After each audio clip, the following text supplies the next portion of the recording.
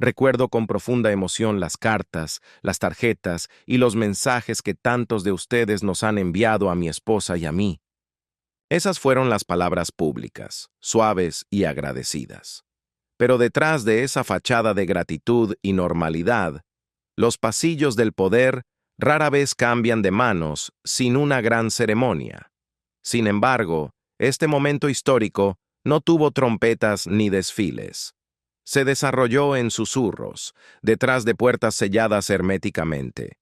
Mientras el mundo observaba los deberes reales rutinarios, el rey Carlos III realizó en silencio una maniobra que nadie esperaba. Una decisión que reescribió la historia de la monarquía británica de la noche a la mañana. No hubo una abdicación pública ante las cámaras. No hubo un gran discurso a la nación. Solo hubo una transferencia silenciosa, casi invisible, que colocó al príncipe Guillermo firmemente en el centro del poder. ¿Por qué se hizo en secreto? ¿Qué urgencia obligó a tal movimiento? ¿Y cuánto tiempo lleva desarrollándose este cambio oculto tras los muros de palacio sin que nadie se diera cuenta? La historia comienza antes de que la primera luz del amanecer tocara el horizonte de Londres. Dentro de los muros del Palacio de Buckingham, se tomó una decisión que alteraría el curso del reino para siempre. El rey Carlos III, enfrentando la creciente tensión de la edad, los deberes implacables y una crisis de salud oculta pero cada vez más grave, firmó un decreto secreto. Este documento otorgaba al príncipe Guillermo las verdaderas riendas del poder. No hubo anuncio en el Parlamento, no hubo voto ceremonial.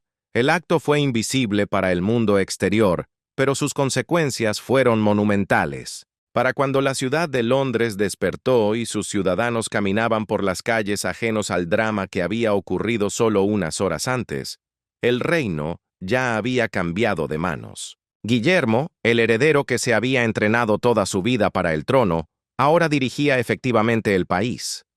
La transferencia no fue un simple cambio de título o un gesto simbólico para la galería.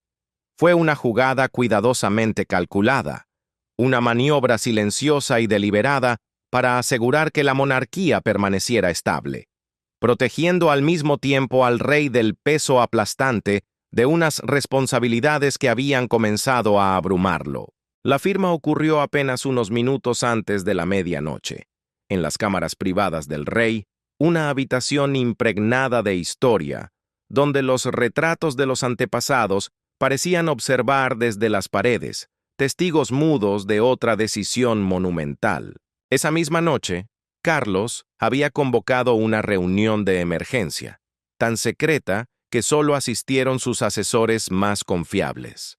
Cada palabra dicha, cada movimiento realizado, fue deliberado. No había asistentes innecesarios, ni personal de servicio, ni registros formales. Nada que pudiera aparecer más tarde en una agenda oficial o en un archivo público.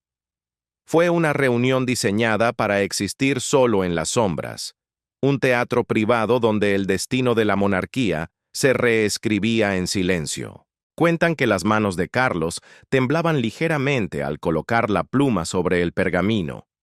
Sin embargo, sus ojos reflejaban una agudeza que desmentía su fatiga física. Él entendía perfectamente el significado de ese momento. La corona no había caído, no se había rendido, pero la carga, las demandas implacables del día a día, los deberes ceremoniales y las presiones políticas ahora pasaban a la siguiente generación. A partir de ese instante, Guillermo se encargaría de las audiencias con jefes de Estado, aprobaría nombramientos militares y navegaría las sutiles corrientes del gobierno. Carlos mantendría el título y la presencia ceremonial de rey, pero en la práctica, la monarquía se había adaptado a una dura realidad. La vieja guardia permanecería como mascarón de proa, mientras el futuro avanzaba tomando la acción. Fue una decisión que requirió coraje, previsión y la voluntad de doblar la tradición sin romperla por completo. En un palacio acostumbrado a la pompa, el protocolo y la visibilidad, este acto tranquilo de transferencia fue, en esencia, revolucionario. Sin anuncios, sin celebraciones, sin multitudes. Y, sin embargo, cuando el amanecer extendió su primera luz sobre Londres, el príncipe Guillermo ya no era simplemente el heredero. Había asumido silenciosamente las riendas del reino, entrando en el destino para el que su padre lo había preparado durante tanto tiempo. La historia se había movido en la oscuridad y la monarquía, eterna pero siempre frágil, había dado su primer paso hacia una nueva era. Pero, ¿qué detonó este cambio repentino de poder? ¿Y está legalmente justificado? Para entenderlo, debemos mirar lo que sucedió apenas unas horas antes, cuando el rey ya no pudo más. Solo unas horas antes de la firma, el rey Carlos III había sido el anfitrión de una recepción diplomática larga y meticulosa con líderes de toda la Commonwealth. La sala había estado llena de sonrisas pulidas, apretones de manos corteses y palabras cuidadosamente medidas. El teatro familiar de la realeza y la política. Sin embargo, en el momento en que las pesadas puertas de roble se cerraron detrás del último invitado, la fachada de compostura se desvaneció en un segundo. Carlos se tambaleó, agarrándose al borde de una mesa para no caer. Una repentina ola de mareo lo invadió. Su respiración se volvió irregular, áspera, y su corazón martilleaba en ráfagas erráticas como si le advirtiera de un colapso inminente. El personal médico, que ya estaba en alerta en una habitación privada cercana, entró en acción de inmediato.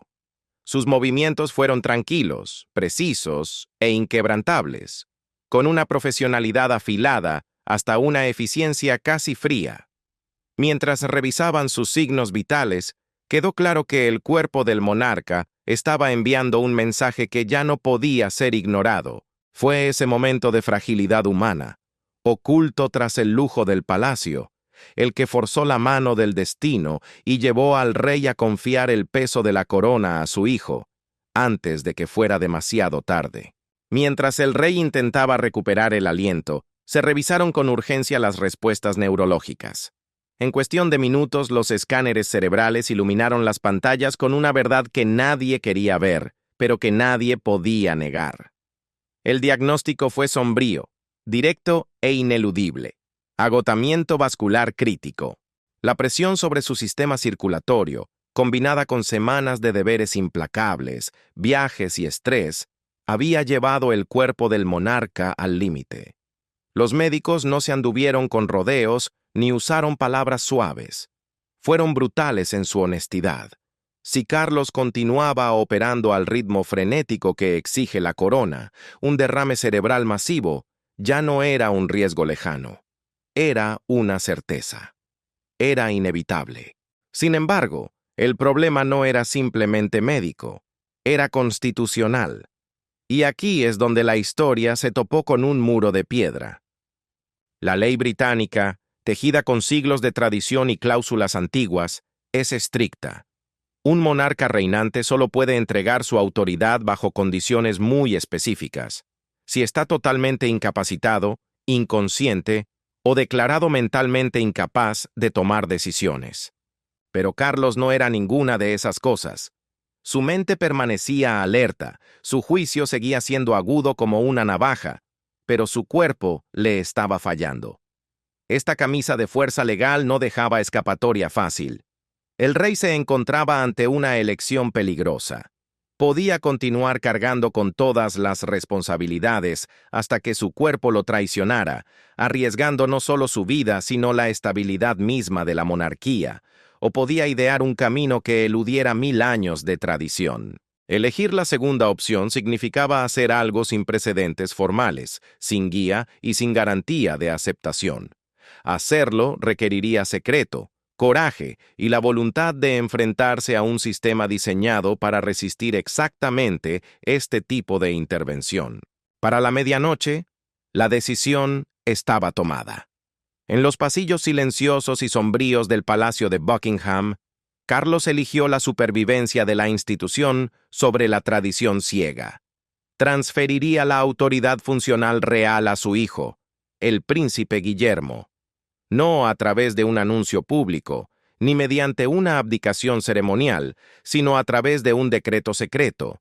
Era una elección nacida de la necesidad y de una profunda comprensión del frágil equilibrio entre el pasado y el futuro. Con mano firme, Carlos tomó la medida sin precedentes que reformaría silenciosa e irrevocablemente el futuro de la corona británica.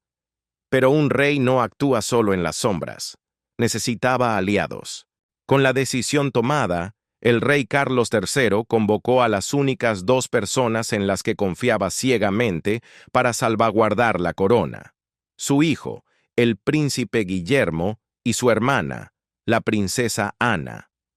No se notificó a ningún ayudante. No se prepararon registros oficiales. La reunión fue deliberadamente no registrada. En los anales de la historia oficial, esta reunión nunca existió. Fue una convocatoria secreta en el sentido más puro, una convergencia de la sangre más leal del reino bajo la sombra de la crisis. El estudio privado estaba cerrado con llave, completamente insonorizado y tenuemente iluminado por el cálido resplandor de una sola lámpara. Las sombras jugaban en las paredes, cayendo sobre los retratos solemnes de los monarcas del pasado, que parecían observar cada acción como testigos silenciosos de un momento que pondría a prueba la lealtad y la ley. Carlos se movió lentamente hacia el centro de la habitación y colocó un documento escrito a mano sobre la mesa de caoba pulida. No era una abdicación, era algo mucho más audaz. El decreto detallaba una transferencia parcial pero masiva de la autoridad constitucional.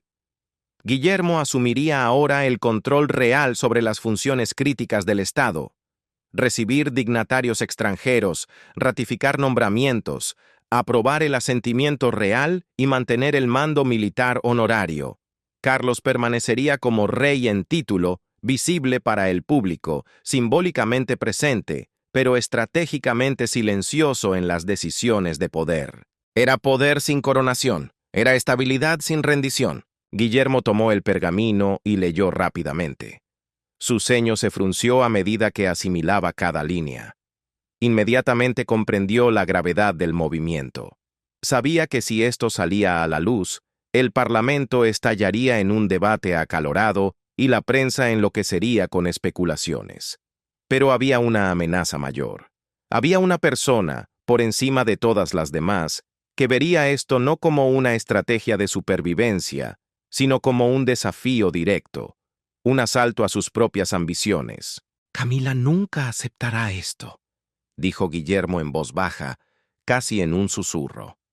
Pero su voz llevaba un peso de preocupación que llenó la habitación, que hasta ese momento estaba en silencio sepulcral.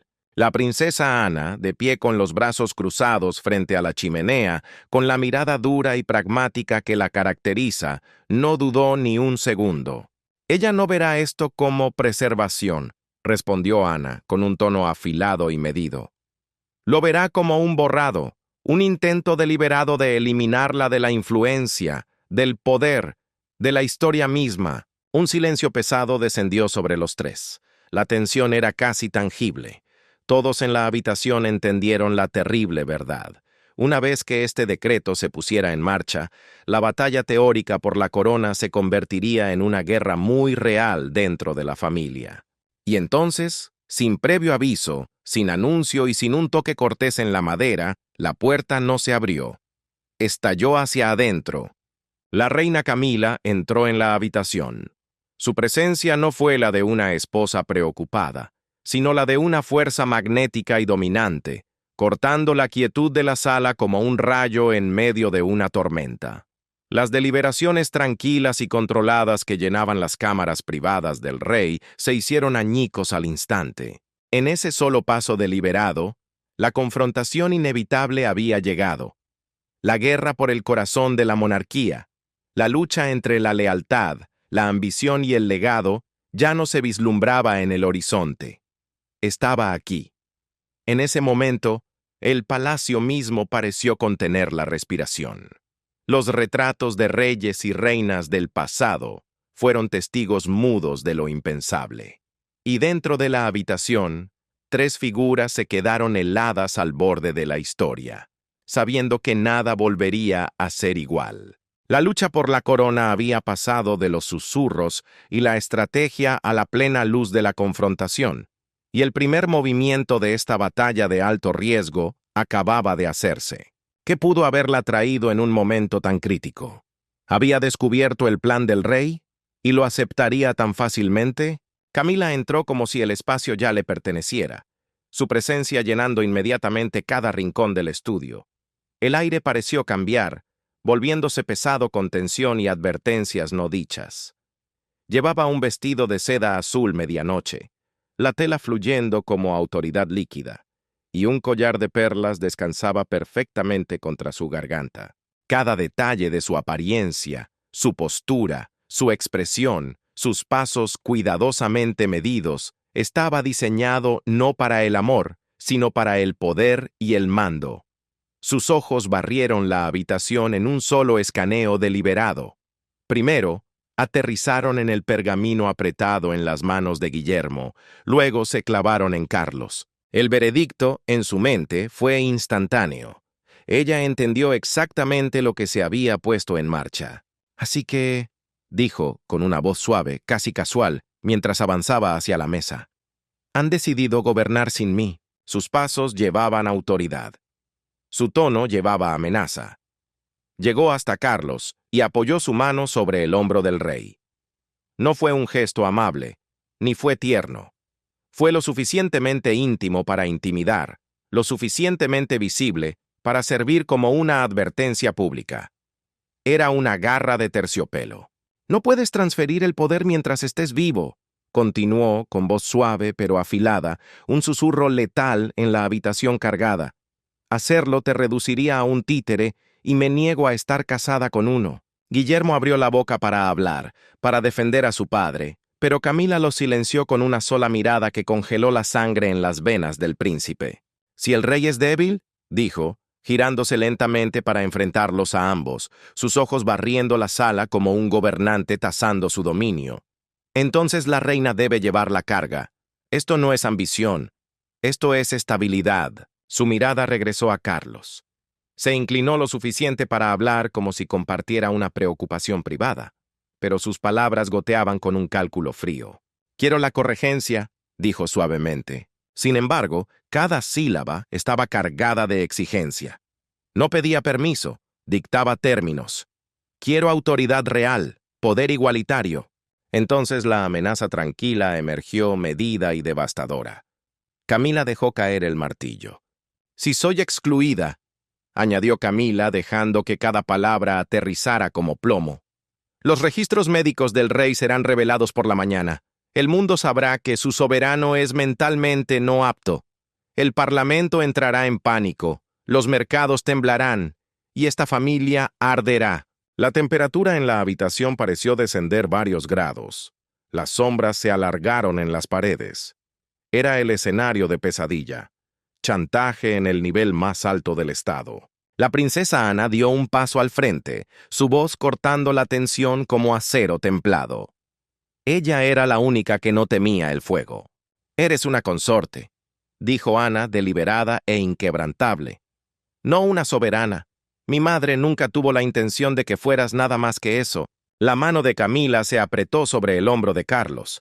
El rey se estremeció, una mueca sutil traicionando la presión física y emocional detrás del agarre.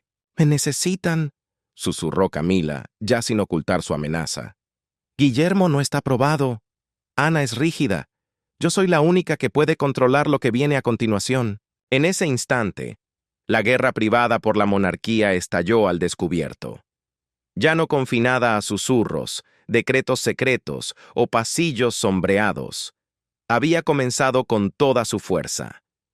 Y con ese primer golpe, la reina consorte había sacado sangre. La batalla por la corona de Inglaterra ya no era teórica. Estaba viva, cruda y aterradoramente real. Pero la confrontación en esa habitación fue solo el principio. Si Camila estaba dispuesta a amenazar al rey en su propia cara, ¿qué haría cuando tuviera un arma más grande? Ahora, descubramos cómo la reina Camila decidió no solo amenazar, sino apretar el gatillo, convirtiendo a la prensa en su propia artillería. El asesinato silencioso estaba por comenzar. El ataque no llegó con sirenas aullando, luces intermitentes ni el estruendo de las alarmas. No hubo ejércitos marchando por The Mall. Llegó en silencio, invisible, con la fuerza devastadora de un ataque quirúrgico a través de las notificaciones de millones de teléfonos. Al amanecer, Londres despertó no con el sol, sino con una onda de choque que recorrió pantallas, titulares y portadas de periódicos. Las letras negras y gruesas cortaron la ciudad como un bisturí. Rey Carlos en estado crítico. Guillermo obliga a su padre a apartarse. Alguien había apuntado no al cuerpo del rey, sino al corazón mismo de la monarquía, la percepción pública. Estos no eran titulares especulativos ni chismes de tabloides baratos. Eran proclamaciones, veredictos deliberados entregados a una nación que aún estaba medio dormida. Fuentes anónimas, descritas como altos funcionarios de palacio, pintaron un retrato escalofriante del rey, confundido, olvidadizo, apenas funcional. Los detalles más íntimos de su salud, esos que suelen estar protegidos por la confidencialidad más estricta, habían quedado al descubierto. Escáneres cerebrales, signos vitales y evaluaciones médicas fueron despojados de su contexto y transformados en armas de juicio público. El mensaje era inconfundible y brutal. El rey estaba acabado, incapacitado y dependiente. ¿Y Guillermo? Él fue elegido para el papel del villano, el hijo ambicioso, el usurpador que aísla a un padre indefenso para tomar el poder bajo el disfraz del deber. Cada palabra, cada imagen filtrada, trabajaba para desmantelar al príncipe línea por línea, carácter por carácter. En el Palacio de Kensington, el desayuno se convirtió en un escenario de crimen emocional. Guillermo leyó los informes en un silencio atónito. Cada párrafo golpeaba su reputación como un martillazo. Su mandíbula se tensó, sus manos agarraron la tableta digital con tal fuerza que sus nudillos se volvieron blancos. Cuando finalmente reaccionó, no hubo protocolo. Arrojó el dispositivo sobre la mesa del desayuno. El sonido resonó en la habitación como un disparo, sobresaltando al personal y puntuando la furia que había estado hirviendo dentro de él. «Ella hizo esto», dijo con la voz temblando por una rabia apenas controlada. Solo 4 personas conocían esos detalles médicos. Solo 4. A su lado, Kate Middleton permaneció en calma. Su presencia era el ancla en medio de la tormenta. Ella entendió el juego al instante. «Es guerra psicológica, Guillermo», dijo suavemente, pero con firmeza. «Ella no está apuntando al parlamento ni a la política. Está envenenando la mente del pueblo, y lo está haciendo brillantemente. En todo el país, la narrativa comenzó a echar raíces como una mala hierba. La simpatía del público se reunía alrededor de la esposa devota y protectora. La sospecha y la desconfianza se enroscaban alrededor del hijo impaciente. Cada hora que la historia vivía en los titulares, la legitimidad de Guillermo se desangraba un poco más. Mientras tanto, en Clarence House, Camila observaba el caos que se desarrollaba con una satisfacción tranquila. La hora del té se transformó en una sesión estratégica con editores de periódicos, aliados políticos y confidentes. Allí, entre tazas de porcelana fina, refinaba la historia, perfeccionando su tiempo y su tono. «La gente teme el cambio repentino», decía ella con un tono medido y dominante. «Aliméntenlos con ese miedo. Dejen que la narrativa se extienda». Se emitieron órdenes silenciosas. Más filtraciones, más insinuaciones.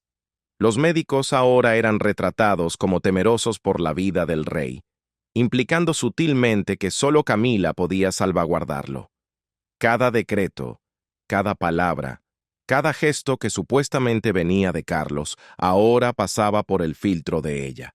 Al hacerlo, en la práctica, ella se convirtió en el rey. Al caer la noche, el primer asesinato se había completado. No se había derramado sangre. Ninguna espada había golpeado. Sin embargo, la reputación de Guillermo yacía destrozada en el pavimento, y la monarquía misma sangraba bajo la dura luz de la opinión pública. Camila estaba ganando la guerra mediática, pero subestimó a un enemigo. La princesa Ana no se enfureció, no rompió cosas. Ella se movilizó. Al tercer amanecer de la crisis, Ana ya había diseccionado el plan de Camila con precisión quirúrgica. Aislar al rey, envenenar la narrativa, tomar el control a través de vacíos legales. Cada movimiento calculado, cada pausa deliberada. No era la emoción lo que impulsaba a Ana, era una estrategia perfeccionada tras décadas de observar la política de palacio y soportar el peso inflexible de la corona. Ana no permitiría una toma de poder encubierta. Antes de que la red de leales a Camila pudiera reagruparse para el golpe final, Ana convocó en silencio al príncipe Guillermo y al arzobispo de Canterbury. El lugar de reunión no fue un palacio de Londres, fue Gatcombe Park, su finca privada, enclavada en el campo, lejos de los ojos curiosos de la corte y sus espías, sin ayudantes, sin teléfonos, sin nadie que pudiera ser comprado o comprometido. Aquí, la estrategia podía respirar. Aquí, se podía tomar acción. Cuando Guillermo y el arzobispo llegaron, Ana ya los estaba esperando. Al principio no dijo nada. En su lugar, colocó una escopeta descargada sobre la mesa de madera rústica. El metal brillaba bajo la luz de la mañana. Con movimientos lentos y deliberados, comenzó a limpiarla con un paño aceitado. El sonido del acero raspando contra el acero llenó la habitación, puntuando la tensión silenciosa como el tic-tac de una bomba. Era una declaración visual. Ana estaba lista para la guerra. «Esto ya no es una disputa familiar», dijo Ana por fin. Su voz era fría, deliberada e inquebrantable. «Es un intento de incautación de la corona». Con una claridad cristalina, expuso el verdadero plan de Camila. No se trataba solo de chismes. Camila había estado presionando a figuras influyentes dentro del consejo privado. Ana reveló la trampa legal. Si Carlos fuera declarado incapacitado bajo la ley existente, debido a los informes médicos filtrados, Camila ganaría poder automático. Como esposa del rey, obtendría un asiento en el Consejo de Regencia. «¡Un voto!», dijo Ana, mirando a los ojos del arzobispo y de su sobrino. «Un solo voto es todo lo que ella necesita para estancar a Guillermo indefinidamente. Si logra eso, ella gobernará a través de Carlos hasta que él muera». El silencio en la habitación fue absoluto. La artillería mediática era solo una distracción. El verdadero golpe de Estado estaba ocurriendo en los libros de leyes. Y ahora, Ana, Guillermo y la Iglesia tenían que detenerlo antes de que fuera demasiado tarde. Lo que estaba ocurriendo no era una batalla con espadas, sino un golpe blando. Era legal, invisible y absolutamente letal. Guillermo se frotó las sienes, sintiendo el peso físico de la inaccesibilidad de su padre. La frustración lo estaba carcomiendo. «Ella controla el acceso», dijo Guillermo con voz ronca. «Ni siquiera puedo hablar con él sin provocar otra tormenta mediática. Si entro a la fuerza, ella gritará que estoy atacando al rey». «Ese es exactamente el punto», respondió Ana, con la mirada inquebrantable fija en la escopeta que acababa de limpiar. «Ella ha convertido el tiempo en un arma. Cada día que pasa sin acción, ella se vuelve la regente de facto». Fue entonces cuando el arzobispo de Canterbury, un hombre de paz en medio de una sala de guerra, habló. Su voz era tranquila y medida, pero sus palabras cambiaron todo el tablero de ajedrez. «Ya he redactado una alternativa», dijo en voz baja. Todos se giraron hacia él. «Un decreto basado enteramente en las intenciones originales de su majestad. Una transferencia parcial y directa de poder al príncipe de Gales, eludiendo completamente al Consejo de Regencia y, por lo tanto, eludiendo a la reina Camila». Ana hizo una pausa. Sus manos descansaban suavemente sobre el arma. Sus ojos se entrecerraron, calculando. «Pero requiere una cosa», continuó el arzobispo. «Una firma fresca, dada voluntariamente, y con testigos independientes presentes. Los ojos de Ana se alzaron, afilados como cuchillas. «Entonces esta noche», dijo con voz de acero y resolución absoluta, «esta noche recuperamos el palacio». Ana delineó la operación con precisión militar. Como coronel honoraria de varios regimientos, tenía autoridad. Esa noche, las rotaciones de la guardia se alterarían bajo su mando directo. Unidades leales serían reasignadas. Soldados cuestionables serían retirados silenciosamente de los pasillos. La red de vigilancia de Camila quedaría ciega y sorda. «No estamos extrayendo al rey», enfatizó Ana. «Estamos confrontando la mentira». Guillermo vaciló por un segundo, pensando en las consecuencias. «Ella nos acusará de traición», advirtió. Ana sonrió. Fue una curva fina y peligrosa en sus labios. «Déjala que lo haga», dijo.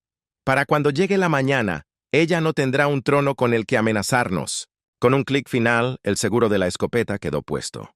«Esto termina esta noche», declaró Ana.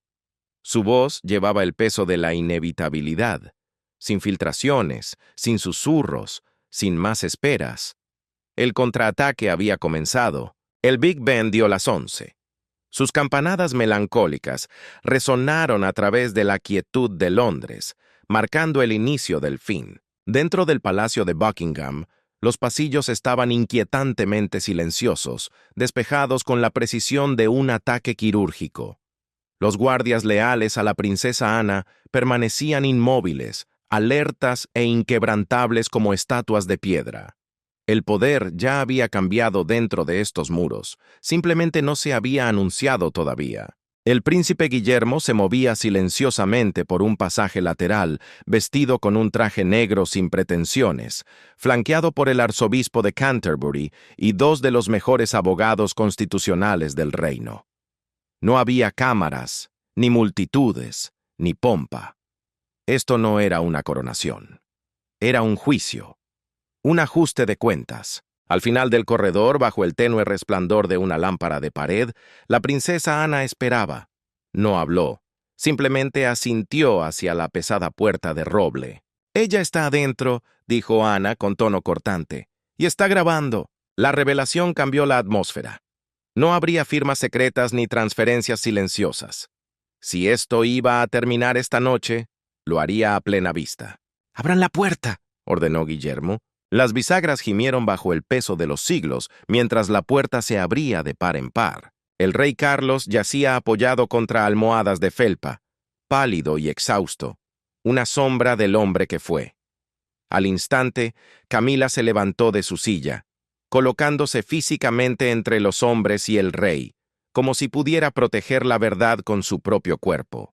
«Esta es la cámara privada del rey», espetó ella con veneno en la voz. «¡Sáquenlos! ¡Guardias!». Nadie se movió. El silencio en la habitación llevaba una autoridad mayor que cualquier grito. Los tacones de Ana golpearon el suelo de mármol con precisión deliberada. Cada paso sonaba como un mazo judicial. «Estamos aquí para hacer cumplir la voluntad legítima del rey», declaró ella. Guillermo se arrodilló junto a su padre, tomando su mano con suavidad, ignorando la furia de su madrastra. «Padre, necesitamos terminar esto esta noche», dijo, su voz firme pero urgente. Camila contraatacó, empujando un documento doblado en las manos temblorosas de Carlos. «¡Firma esto!», exigió ella desesperada. «¡Te están obligando a abdicar! ¡Firma!». «Suficiente», entonó el arzobispo, levantando la cruz sobre su pecho. Su voz era tranquila, pero absoluta, resonando con el poder de Dios y de la ley. Su Majestad, reina consorte, coaccionar a un monarca reinante para que firme un documento constitucional sin testigos legales constituye traición bajo la ley de 1351. La palabra traición golpeó la habitación como un rayo. Camila se congeló. Luego, en un cambio instantáneo, giró hacia la desesperación ensayada. Las lágrimas brotaron mientras se dejaba caer de rodillas, agarrando la mano de Carlos. «Quieren borrarte», sollozó teatralmente. «Quieren humillarnos, Carlos. No dejes que lo hagan». Carlos vaciló, confundido por el dolor y el drama. Pero la actuación de Camila no se sostendría. Al ver que no funcionaba, su máscara cayó. «Si firmas ese decreto», sisió a Guillermo y Ana, con los ojos llenos de odio puro.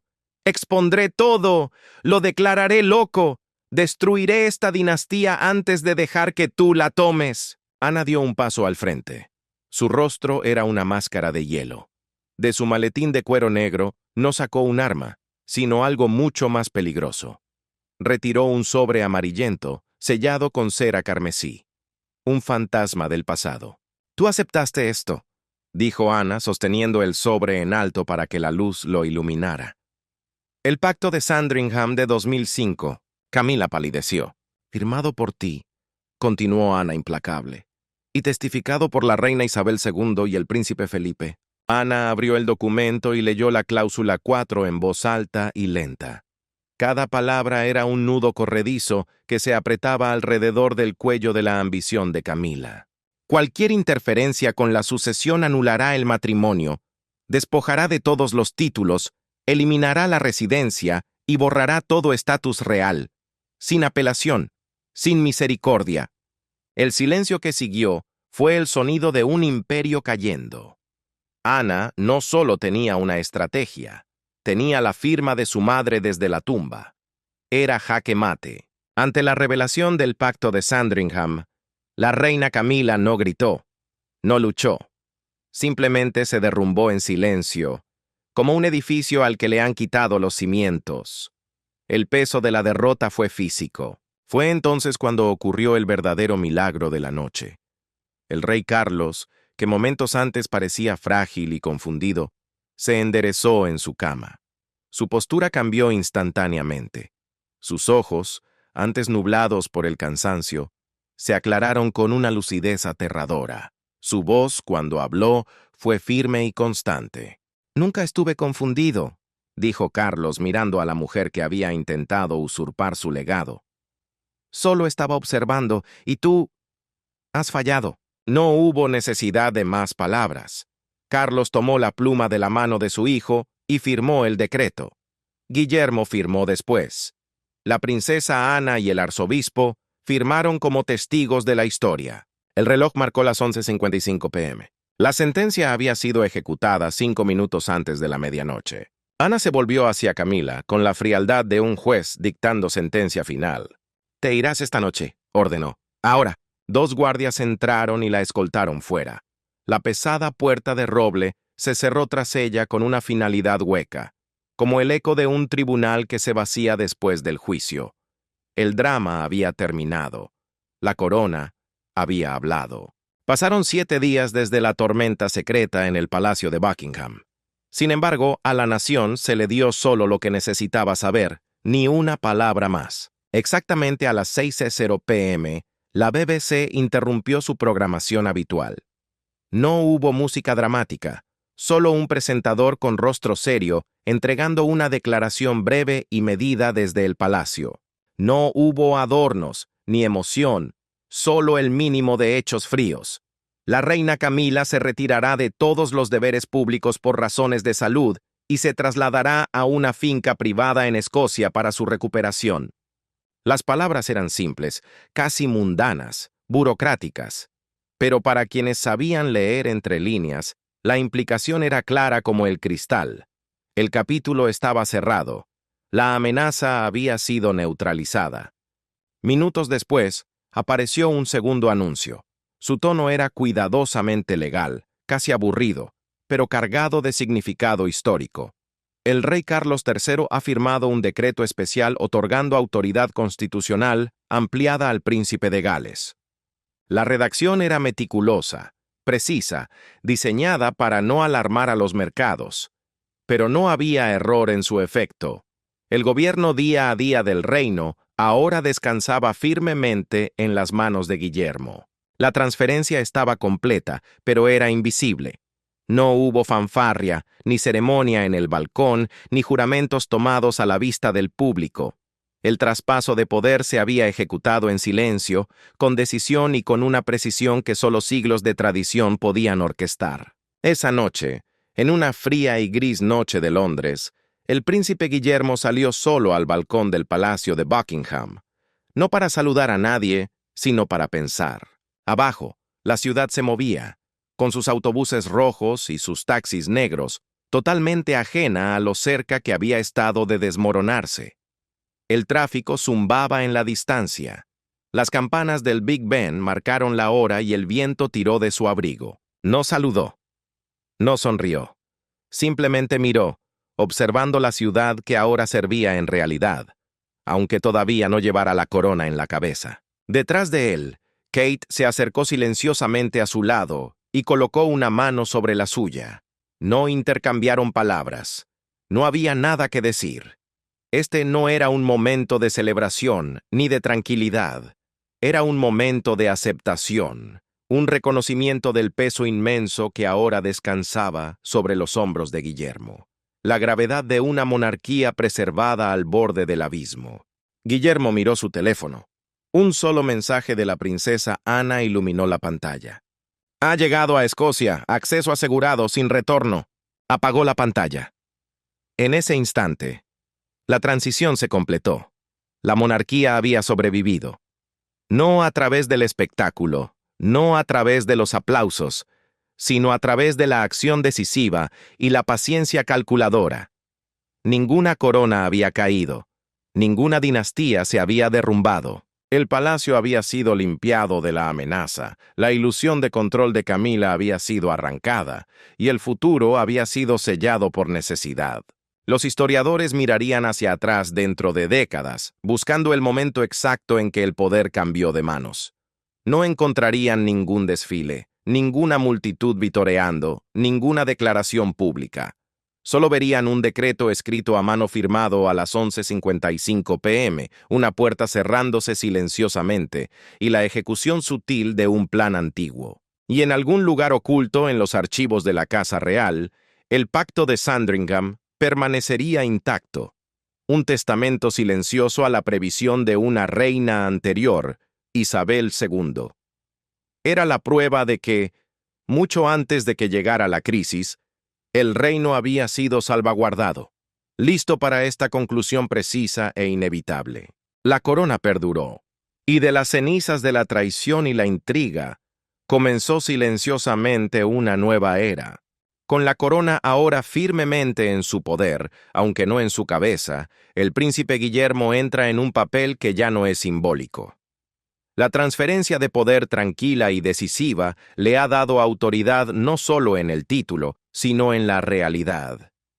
Es una oportunidad rara y delicada para un monarca. La oportunidad de dar forma a la institución misma mientras su padre aún vive. Lejos de las ceremonias públicas, del escrutinio de los medios y del resplandor de la tradición, Guillermo examina la monarquía centenaria con la precisión de un estratega moderno. Cuestiona cada costumbre, cada regla tácita, cada precedente que ha existido durante generaciones. Los expertos dicen que tiene poca paciencia para el razonamiento de «siempre lo hemos hecho así». Para él, la monarquía no debe congelarse en el tiempo como una pieza de museo. Debe evolucionar, debe adaptarse y, sobre todo, debe perdurar. El rey en la sombra ha comenzado su trabajo, y el mundo pronto verá que bajo la apariencia tranquila de Guillermo, late el corazón de un reformador implacable. Muchos esperaban que, con el poder en sus manos, Guillermo rompiera todo. Pero esto no se trata de una agitación imprudente ni de una rebelión dramática contra su padre. No veremos estatuas derribadas ni tradiciones quemadas en la plaza pública. Lo que estamos presenciando es algo mucho más difícil y profundo. Una reforma cuidadosa y deliberada. Guillermo no busca destruir la monarquía, busca salvarla. Su misión es fortalecer la relevancia de la corona en un mundo moderno que cambia a la velocidad de la luz, mientras honra la rica historia que pesa sobre sus hombros. Cada decisión que toma ahora, cada gesto público, cada decreto firmado en la soledad de su despacho, lleva el peso de la intención y la previsión. Para Guillermo, la autoridad ya no puede ser solo simbólica. Ya no basta con cortar cintas y sonreír desde un carruaje.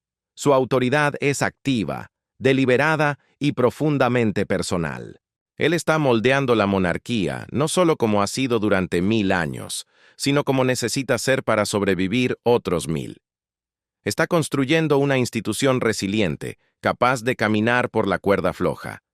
Equilibrar la tradición sagrada con el progreso necesario. En conversaciones privadas y entrevistas discretas, el nuevo líder ha dejado claro que el cambio viene. Pero no será un cambio abrupto o radical que asuste a la gente. Será un cambio medido, reflexivo, como el de un jardinero que poda un árbol antiguo para que siga dando frutos. Su objetivo es asegurar que la monarquía siga siendo respetada, pero también que sea cercana. Hay una frase que ha gobernado el palacio durante siglos. Siempre lo hemos hecho así. Guillermo ha tachado esa frase de su vocabulario. Desde la forma en que la realeza interactúa con el público, hasta sus tradiciones internas más rígidas, e incluso cómo se relaciona con los medios de comunicación voraces, cada aspecto está siendo reconsiderado bajo un microscopio. La monarquía bajo Guillermo no se quedará quieta como una estatua de piedra. Se moverá, se adaptará y se modernizará. Sin embargo, retendrá la dignidad y la continuidad que la han definido. Es una danza delicada, cambiar lo suficiente para sobrevivir, pero no tanto como para perder el alma. Incluso los elementos más sutiles de la percepción pública están siendo reinventados. Pequeños gestos cuidadosamente elegidos, apariciones estratégicas y declaraciones deliberadas se utilizarán no para intimidar o asombrar a la gente con lujo, sino para inspirar confianza. La monarquía bajo el mando de Guillermo se comunicará, tranquilizará y demostrará que está viva. Ya no dependerá del peso pasivo de la historia para justificar su existencia. Tendrá que ganarse su lugar cada día a través de la acción, el discernimiento y la visión clara. Sin embargo, la autoridad conlleva una responsabilidad aterradora. Guillermo entiende perfectamente que cada elección, cada reforma y cada declaración pública tendrá consecuencias. Los ojos de la nación, de los historiadores y del mundo entero ya están fijos en él, juzgando cada paso. Debe actuar con decisión pero con sabiduría, equilibrando la continuidad con la innovación, el deber frío con el juicio personal. Este es el comienzo de una nueva era. La monarquía ha sobrevivido a la crisis médica del rey, a la intriga de palacio y a la traición de la reina consorte. Ha salido de la oscuridad. Ahora, bajo el liderazgo de Guillermo, evolucionará. No a través del espectáculo o la pompa vacía, sino a través de la acción calculada. Cada decisión reflejará su visión. Una monarquía que es moderna, relevante, fuerte y lista para enfrentar los desafíos complejos del siglo XXI. La era de la mayordomía pasiva ha terminado. La era del reinado de Guillermo, medido, seguro y decisivamente en control, ha comenzado silenciosa e irrevocablemente. Los libros de historia recordarán este momento no por el ruido, sino por el silencio efectivo. Recordarán esto como el momento en que la tradición se encontró con la previsión y emergió una nueva monarquía, más fuerte, más firme y preparada para el mundo que ahora gobierna. ¿Crees que el rey Carlos hizo lo correcto al pasar el poder a Guillermo de esta manera secreta pero necesaria? ¿Podría este movimiento haber establecido un nuevo precedente histórico en la monarquía británica para evitar futuras crisis? Nos encantaría leer tus pensamientos y teorías en los comentarios de abajo. No olvides darle me gusta a este video y suscribirte para seguir descubriendo los secretos mejor guardados de la historia. Hasta la próxima. Hasta la próxima. Hasta la próxima. Hasta la próxima. Hasta la próxima. Hasta la próxima.